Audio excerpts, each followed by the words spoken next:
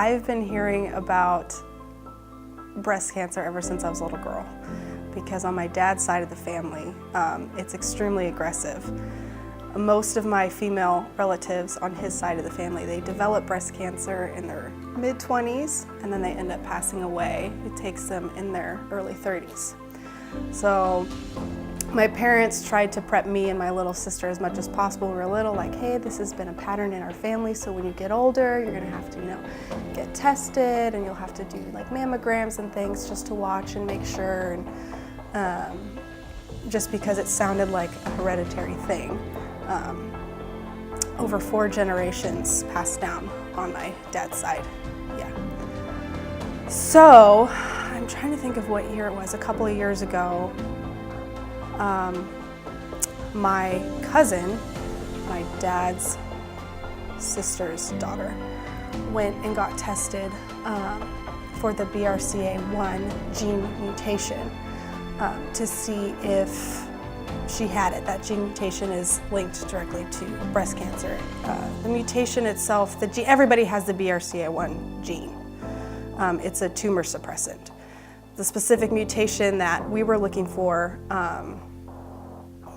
is pretty much to see if that was broken. So it leaves us susceptible to developing breast cancer. So she went and got tested, found out that she was positive for the gene, and so my dad was like, well, I need to go get tested and make sure I didn't carry it down to my kids.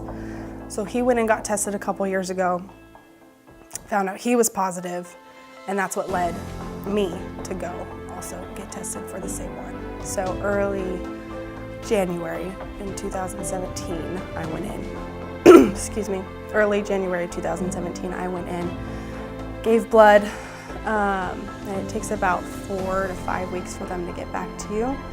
I got the phone call on Valentine's Day. I was driving home from work. I was stuck in traffic, already frustrated. Got the phone call, and my genetics counselor said, "I'm so sorry." Those are the first words I heard, was "I'm so sorry, but we discovered that you are in fact positive for the BRCA1 gene mutation."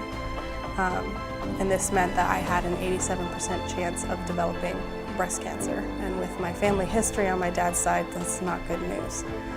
So as I was sitting in traffic, I called my mom right after. Well, I was talking to her and she was like, you need to come in and we need to talk about different options for screening and different things like that. So I set up an appointment with her right away.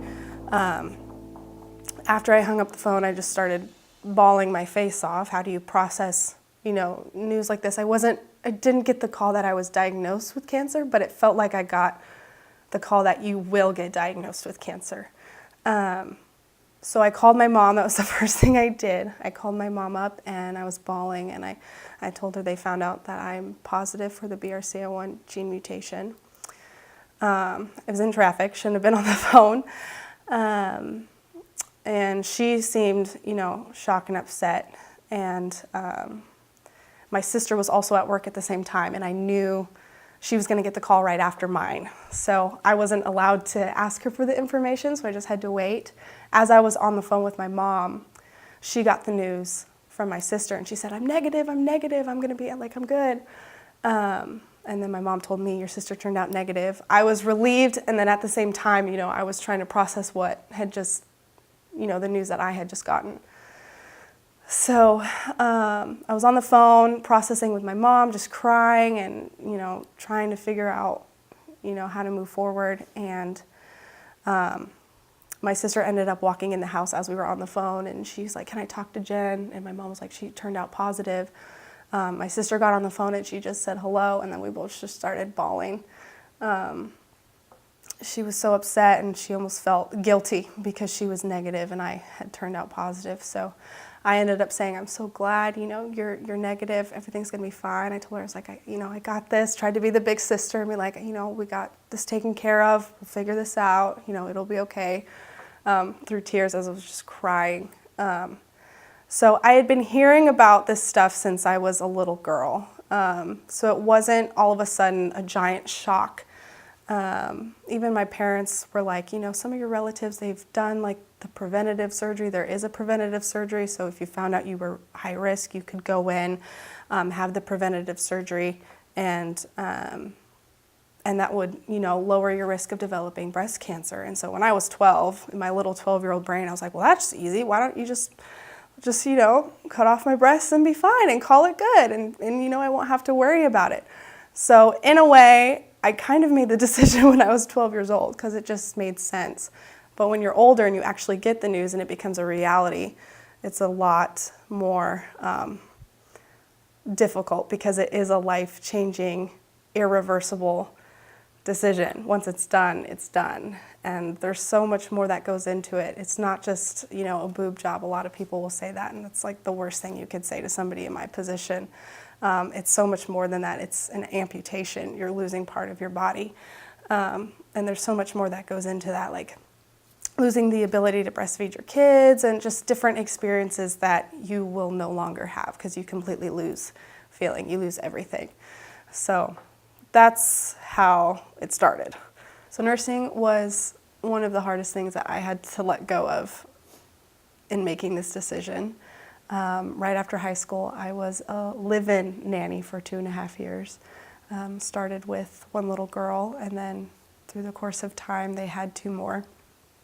And so I was up close and personal with that whole process, just the infant and breastfeeding, and it was something so beautiful to watch, just the bonding that happens, watching the mother fall in love with her kid as she was, bonding and feeding, and it was just so beautiful. And she even said as it was happening, she's like, I'm just falling in love with my child. And that always stayed with me, and I was like, I cannot wait to experience that one day.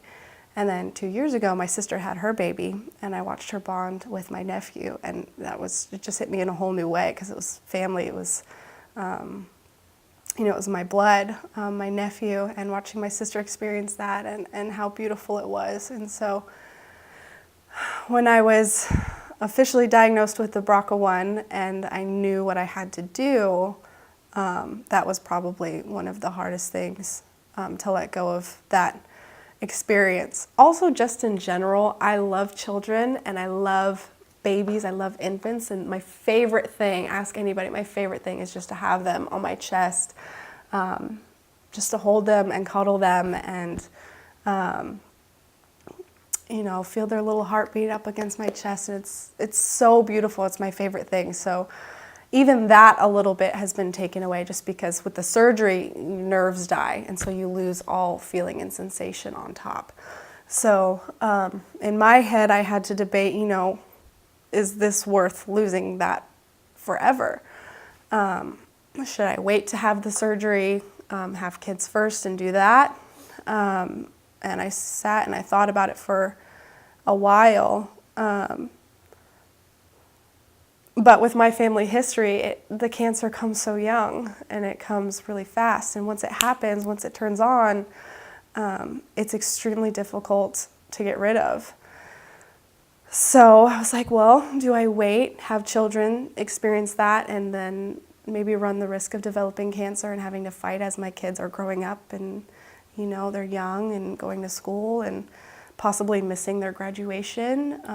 Or, do I give myself my best chance and do it now, and I can still have kids and just get to experience their whole lives, everything else? And to me, that outweighed everything else. And so it was a hard decision, but at the same time, it's an easy decision. So that's how that thought process went. That's definitely another thing that when I was talking to my surgeon, she was warning me about all those things that I would lose. And she's like, the stimulation and the sensation, when you're making love and having sex, with your future husband, that's going to be gone. You're going to lose that. It's just not going to happen. So that as well, I was like, dang it. It sucks. But then I started talking to other people who had gone through this and other people who have had the surgery, and like, how did you deal with that? Especially like being younger in this situation, it's sometimes it's harder to talk to women who are like older, 40, 50, who have had this surgery, because they've lived their lives. They've had kids, they've had, they've had sex, they've lived their lives, and then they're 40 and they finally like, okay, let's, have the preventative surgery. And it's different when you're younger, when you're just entering into that phase of life and you're just starting to experience those things. So for me, I was just online desperately trying to find support groups of younger women who made this choice and are in my phase of life. And so I talked to a couple women and they're like, yeah, it sucks, but also, your body can overcompensate in different areas. When this changes, you become sensitive in other areas. And just talking to them and getting support from them and hearing those stories made me feel a lot better. Yeah, it sucks that I am not going to be able to experience that. But again, I would rather, have my whole life to experience other things than, run the risk of developing cancer and, missing out and dying young. So this was another thing that I had to think about was, when that guy does come along and I do get into a relationship, when do I tell him? How do I tell him? I don't know, because I don't feel like it's something that you just tell somebody on the first date, or should I just say it on the first date and just be like, hey, this is something that's happened in my life and this is a choice that I made, what do you think? And then if they're all weird, then it's like, okay, moving on. I have no idea what that's going to look like in the future. I've talked to some women who have had really bad experiences with that, and then other women who've had really good experiences. So I don't know, when you think about it, I don't think it's more so how I'm going to deliver the news. I think it's more so the quality of the guy who is going to be receiving it. So, yeah, it's going to be an interesting conversation when that comes up. There's moments where I'm like, I got this, it's okay. Like, I've always been that person where I just want to rip the Band-Aid off. Anything hard that comes in life, I'm like, okay, let's just get it done. Just rip it off, move forward, put your head down, and just go. Get it done. I'm very much that person.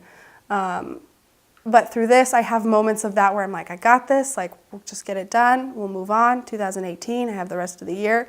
And then I have moments where, I'm sitting home alone and I have a lot of time to think, and it hits me just how much I've been through and what has actually happened to me.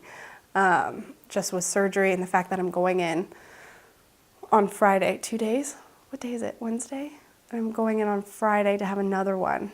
I'm more jittery about that surgery than I was the first one. And I know that that's weird because the second surgery is nowhere near as bad as the first. The first is the mastectomy. This one's just the exchange. So, but it's one thing to go into surgery and not really know what that feels like, and it's another thing to go into surgery knowing what it feels like. So it's almost like, I feel like it's like this PTSD thing where I had the first surgery and now I'm like, I have to go do this again. I have to experience this again. I have to go under again. They're going to cut me open again. I'm going to have those scars again, and I'm going to have to medicate them again, and I'm going to have the drains again, and I'm going to be stuck on my couch again. And I feel like I just got to a place where I started feeling like myself. And the fact that I'm like, oh, I finally made it, and now I have to do this all over again, has been really difficult to process. I know it's going to be easier, but still in my head, I'm like, you haven't experienced what I've experienced, and you don't get even just the emotional toll that it takes, and just to go to the hospital and to walk into that room and lay on that table and know what's about to happen. So yeah, there are moments where I am at peace with the decision, and there are other moments where you just have to grieve what's going on, and you have to just let it go through you and be sad, and because it is an amputation, it is a loss. But I'm losing something to gain so much more, to gain my life and take my life back. So for this first surgery, for me and what was best for me, my surgeon pretty much went in and took all of the breast tissue out, anything that could possibly, turn into cancer, took all of that out. And then my plastic surgeon came in and he put in what are called expanders, but they were kind of like deflated. So they're kind of like thick implants, but they're deflated. And then they sewed me back up and I came out completely flat. And then over the next 2 weeks, they let my body heal and kind of adjust to the foreign things in my body and let the scars heal and everything like that. And then over the course of the next couple weeks, I would go in once a week and they would fill up my expanders to stretch the skin and to stretch the muscle to kind of get to the size that I wanted, to kind of figure out what looks best and just prepping the body for the actual implant. So every week I would go in and he would, he has like these super long needles, they're crazy. And he would stick them, there's like a port on each side, and he would stick them inside and he would fill them up over time.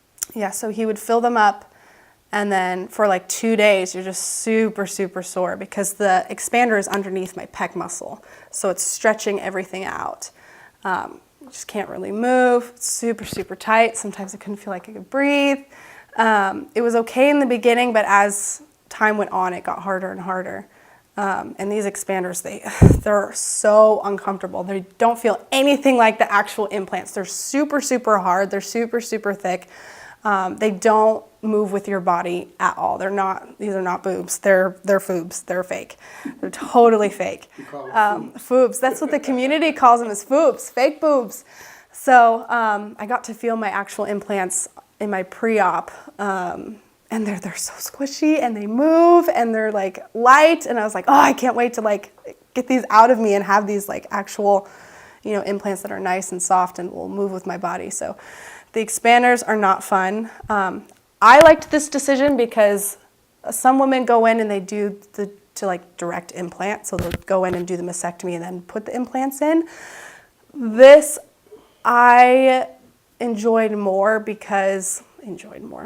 This process I preferred over the direct implant, was because I kind of got to decide where I wanted to be and I got to take that process slowly.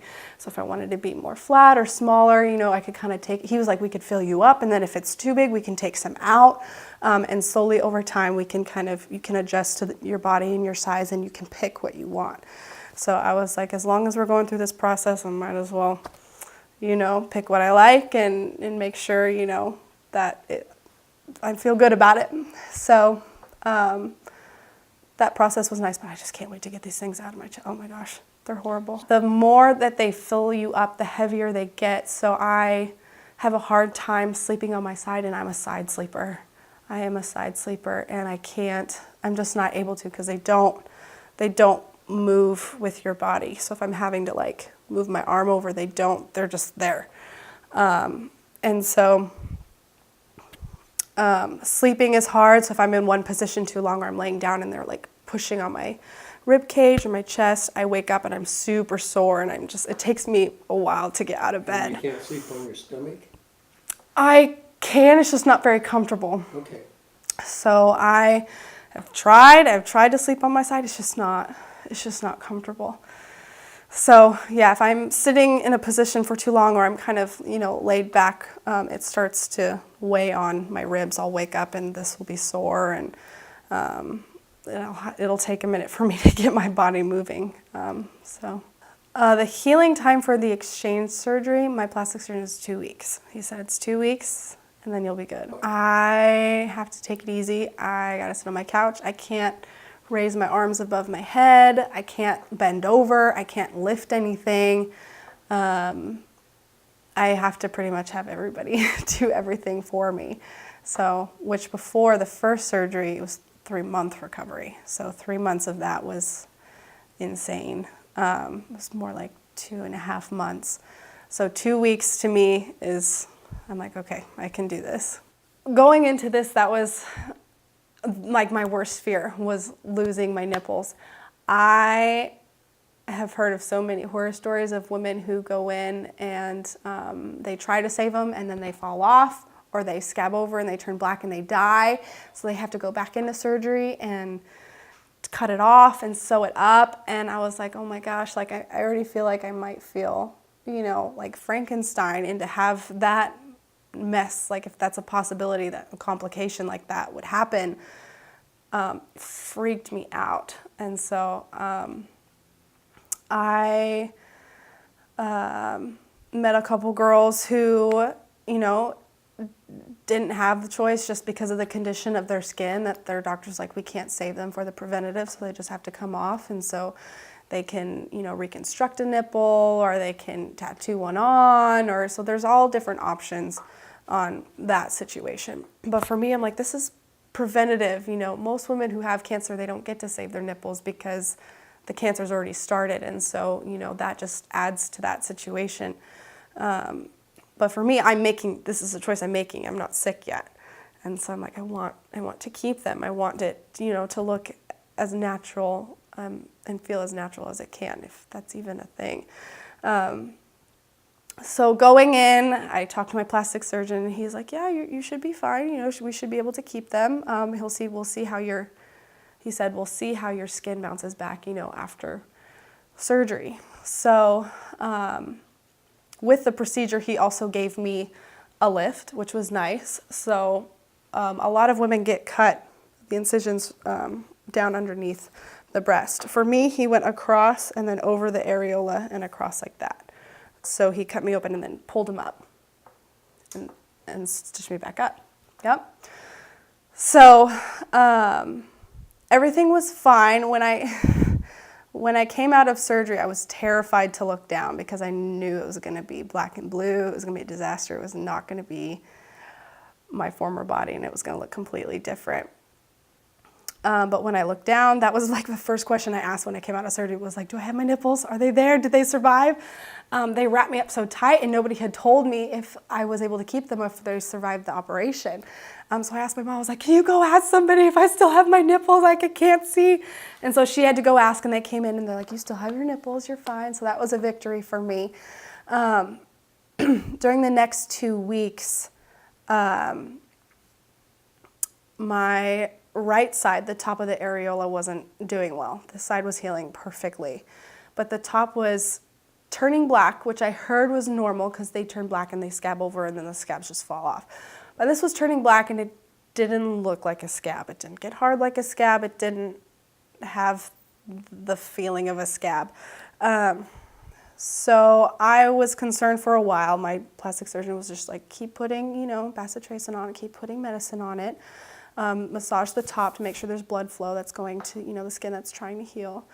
And I did everything possible to try and like kind of nurse and, you know, help the healing process of that. But it ended up, I went in one time, I went in to see my plastic surgeon, and he looked at it and he was like, we'll give it one more week, but if I don't see any changes, we're gonna have to cut the top off.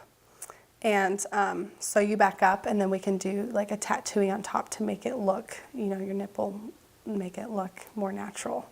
So I started bawling in the office because that was literally my worst fear. And I was like, I already feel like my body's so different. I would hate for one side not to look like the other. And so a week went by and there was no change, and I started getting concerned to the point where it looked like it was falling apart. The skin itself, because it just died. It didn't make it. And so we went in and we sat down, and he's like, okay, then we'll just, you know, we'll cut it off and we'll sew you back up and everything will be good. And we won't do any more expansions for 2 weeks to let your skin heal and make sure everything was fine. So since I'm numb on top, he didn't have to numb me up or anything. He just brought out his tools. I had my nurse on this side. I grabbed her hand and I was looking at her in the face and I was bawling my face off, and he just, you know, scraped the skin off and cut it off and sewed me up then and there. And again, I was scared to look down because I'm like, it's gonna look different, it's gonna look bad. And I looked down and I was almost relieved because the gross stuff was gone. And the way my plastic surgeon sewed me up, he's brilliant. He did an amazing job. It didn't look bad at all. And as he continued expanding me, it doesn't even look like I'll need any tattooing. It just evened out. It looks just like the other side. And so yeah, I love my plastic surgeon, and I love how he does what he does. There's a reason why he does what he does. So it's very important for anybody who is going into this type of situation or any surgery to have full confidence in your doctors and your surgeons, because they know what they're doing. And even if you're slightly off, find somebody else. You need someone who, you know, is going to keep you at peace and that you feel comfortable with. And so now he'll even suggest things, and he'll just be like, oh, you know, I think you should do this type of implant. I'm like, you do what you need to do, because through this process, everything you've done so far has been amazing and beyond, you know, what I could even imagine. Just the way he fixed that problem, it doesn't even look like there was a problem. So that was extremely emotional, that fear kind of coming true. But he was absolutely amazing in the way he fixed it, and I couldn't be more happy with the results. What would you say to other young women that may be facing the same dilemma? I think if you have a strong history of breast cancer, ovarian cancer, I think you definitely should go get tested for the BRCA1 gene mutation or the BRCA2, BRCA1 or BRCA2. Just because for me, I feel like it saved my life. I didn't have to wait until I found cancer to then go and have to have the double mastectomy anyways, plus chemo, plus radiation, or whatever that would include. I was able to find out I was high risk, take action, do something about it, and gain my future back and gain my life back. Before going to take the test, not everybody's ready. Not everybody's ready to receive news like that. So if you are going to do that, I would make sure that you have a great support system. Mental health is super important. Make sure that mentally you're in a good spot, huge support system, and that you're ready to take on something as life-changing as that news is. Because for me, receiving that news, it's not just I'm high risk for breast cancer, I'm also high risk for ovarian cancer and uterine cancer. And that's something that I'm going to have to deal with within the next 15 years. I'll have to go in and have my ovaries taken out. So I'm high risk for several other cancers as well. This was just the dominant one for this specific gene and what's been in my family history. So once you hear that, you feel like a ticking time bomb in a way that, you know, cancer's just waiting to go off. So if you know you have a strong family history, go get tested, but make sure you're ready to receive that type of news, because it can either make you or it can break you. Anybody, you know, who has taken the test and is trying to decide whether they want to have the surgery, take time to think about it. Talk to other women that have been through it. Make sure you know you have a good support system. But I think it's so important to have the support system of women who have gone through what you're about to go through. That's what changed the game for me. Going through this process, a lot of people don't understand the BRCA1 gene. They don't understand what that means, even after I've explained it to them. But they just kind of look at you and they're just like, you're not sick though. Like you're fine, or you'll be okay, or why would you want to have a preventative double mastectomy? Don't you think that's like, you know, being really drastic, and that's a huge decision, and you're like, you're fine now, you're healthy. Why would you want to cut off your perfectly healthy breasts? And some of my friends didn't get it. They didn't understand what this gene meant. And that was extremely difficult, because I already knew the decision that, you know, I wanted to make and what I wanted to do. And having people not understand is extremely hurtful. And I've lost some friends through the process just because they couldn't handle it. They didn't get it. So make sure if you do make this decision, you have people on your side. especially women who have gone through the process. For me, if I had any questions, like my skin doesn't look right, or I'm having this pain today, is this normal? I was able to go online and talk to these women, and they were like, yeah, I've had that before, it's completely normal. Or some women would talk to other women and be like, maybe you should call your plastic surgeon, that doesn't look right.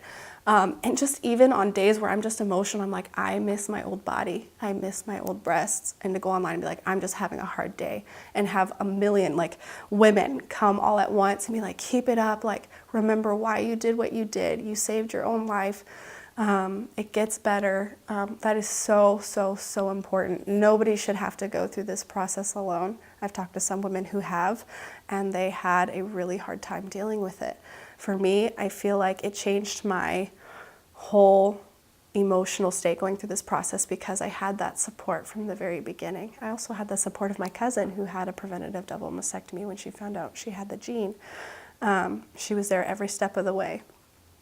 So if you are going to move forward with this, whether you're getting tested or thinking about the surgery, definitely do your research and connect with women who have done it. And talk to them, ask them questions like, what do I do if I get a boyfriend? Or, how do you feel about not being able to breastfeed? Or just make sure you have a good support group. That's the biggest thing that has helped me through my process. I think through this process, it started in January 2017, and it's been a year. It's pretty much a year now since going to give blood and get tested for the BRCA gene. And as hard and as sucky as this process has been, I'm almost grateful that it happened to me. I don't feel like the same person at all that I did last January last year. I have met so many incredible women. I got to meet up with women in the Sacramento area who have gone through this, and even just being with my family for the holidays, I feel like I have this new perspective on life and what it means to actually live. Being on the tail end of things, I have another surgery on Friday, but being on the tail end of it, I look back at how I was living before, and I had a good life, but I don't feel I was really living to the fullest that I could be. And going through this, I had a lot of time to think, being on my couch, trying to figure out what I really wanted out of life, who I really wanted to be, and who I really wanted to reach, and the type of impact that I would want to leave. Just my legacy here. With my time here. And so I feel like this whole process, I did it so I could live, but I feel like going through the process, it's taught me how to live. And so I am very excited for this new year, and I'm excited to continue talking to these women and being there for them, and just going after the things that I've always wanted to go after, but I've always been kind of scared to. And through this process, it's kind of given me the confidence to not waste a minute and to seize every moment and every opportunity and go for it, because you don't have anything to lose. You have nothing to lose. So I think I would leave it with that.